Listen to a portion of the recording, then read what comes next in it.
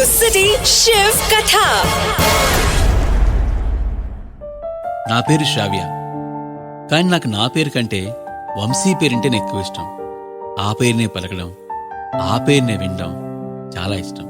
నా వంశీ అచ్చు కృష్ణుడిలానే అల్లరుడు, అందగాడు. మేమిద్దరు నైబర్స్.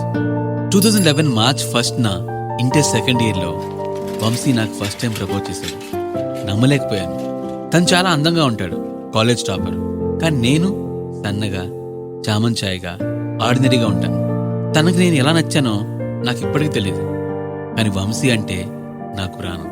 తను ఎక్కడున్నా అక్కడికి అమ్మాయిలు వాలిపోతూ ఉంటారు. కానీ నా వంశీ గురించి నాకు భయం లేదు. తన హృదయంలో నేను తప్ప ఇంకెవరు లేరని నాకు తెలుసు. నాకంటూ లైఫ్లో పెద్దగా ఎవ్వరు లేరు, ఒక తాతయ్య తప్ప. మా ప్రేమ గురించి వాళ్ళ ఫ్యామిలీకి, తాతయ్య కూడా తెలుసు. అందరికీ ఇష్టమే. వంశీ నాకు ఎవ్రీ అకేషన్కి ఓ గిఫ్ట్ ఇస్తూ ఉంటాడు. లాస్ట్ ఇయర్ నా బర్త్డేకి ఓ టెడీ బేర్ ఇచ్చి ఏం చెప్పాడు తెలుసా? నేను నీ దగ్గర లేనప్పుడు దీంతో మాట్లాడు, ఆ మాటలు నా దాకా వచ్చేస్తాయి. అది నిజమా అబద్ధం నాకు తెలియదు. వంశీ చెప్పాడని తను లేనప్పుడు వంశీతో మాట్లాడినట్టు దాంతో మాట్లాడేదాన్ని. నా ప్రపంచం చాలా అందంగా ఉంది, ఆనందంగా సాగిపోతుంది. కానీ లాస్ట్ మంత్ మార్చ్ 1, 2017 నా లైఫ్ మొత్తం మారిపోయింది. ఆ రోజు ఈవినింగ్ 4కి ఇందిరా పార్క్లో వంశీ కోసం వెయిట్ చేస్తున్నాను. 10 మినిట్స్ లేట్గా వచ్చాడు వంశీ. ఫేస్ అంతా అదోలా ఉంది. అలా ఎప్పుడూ వంశీని చూడలేదు నేను. వచ్చి నా పక్కన కూర్చున్నాడు. శ్రావ్య, నీకు విషయం చెప్పాలి, కానీ ఎలా చెప్పాలో తెలియట్లేదు. నాకు నువ్వంటే చాలా ఇష్టం.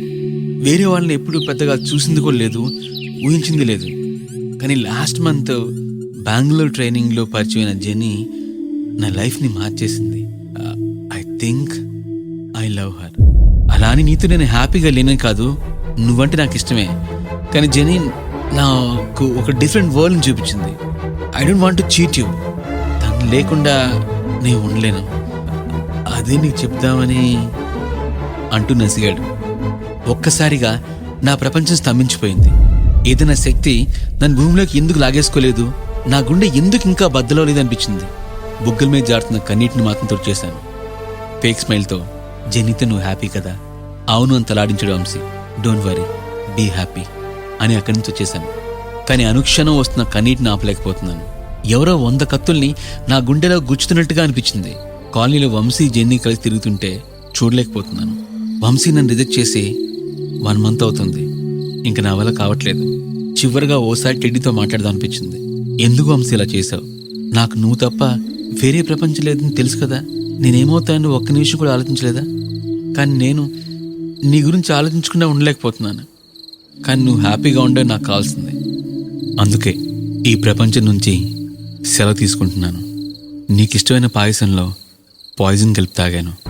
వచ్చే జన్మలో అయినా నీ దాన్ని అవుతాను ఆశిస్తున్నాను అంటూ బెడ్ మీద పడిపోయాను. 2 నిమిషాల్లో నా డోర్ ధన్మని ఓపెన్ అయింది. వంశీ పరిగెత్తుకుంటూ వచ్చాడు. ఏంటి శ్రావ్య, ఎందుకు ఇలా చేసావు? నువ్వు లేనప్పుడు ఈ లోకంతో పనే ఉంది వంశీ. అయ్యో, అది జస్ట్ జోక్. రేపు April 1 నేను ఫుల్ చేద్దామని ఓ ప్రాంక్ ప్లే చేశా. రేపు నీకు అసలు విషయం చెప్దాం అనుకున్నాను. ఈలోగా నువ్వే ఇలా. అసలు నీకు ఆ టెడ్డీ బేర్ ఇచ్చి నేనేనప్పుడు దాంతో మాట్లాడమని చెప్పి ఎందుకు తెలుసా? అందులో మైక్రోఫోన్ ఉంది. దాంతో నువ్వు మాట్లాడేవన్నీ నాకు వినిపిస్తూనే ఉంటాయి. ఇప్పుడు కూడా అది వినే వచ్చా. I'm sorry Shravya, I love you and I will always love you. ఆ చివరి మాట తర్వాత నాకు ఇంకేం వినిపించలేదు. ఎందుకంటే నేను ఈ లోకంలో లేను. ప్రేమలో సరదాలు, నవ్వులు ఉండాల్సిందే. కానీ ప్రేమకు పరీక్ష పెట్టే సరదాలు మాత్రం వద్దు. అది ప్రేమనే దూరం చేస్తుంది.